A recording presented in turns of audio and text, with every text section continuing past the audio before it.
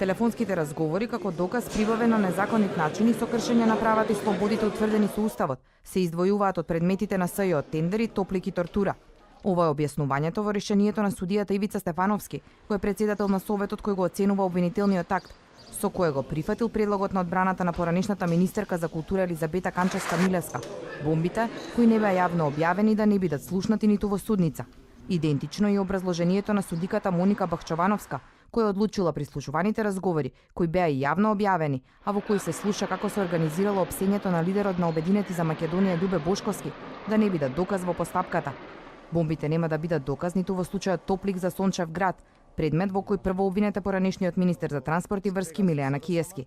Сите решенија се донесени на барање на одбраната на обвинетите, а од судот укажуваат дека против овие неправосилни решенија дозволено е право на жалба во рок од 3 дена до апелацискиот суд Скопје. Се наведува во соопштението на Кривичен. СЈО веќе најави жалби на ваквите решенија.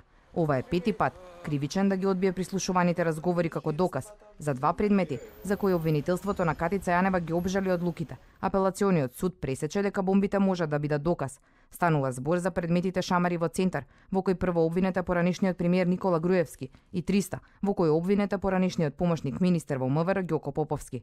Тогаш апелација појасни дека без разлика како се создадени предметните аудиозаписи од телефонски разговори, тие се прибавени на законит начин и можат да се користат во постапката врз основа на законот за СЈО. Одбраната на дел од обвинетите веќе изјави дека побарале од судот во секој предмет прислушуваните разговори да бидат издвоени како доказ.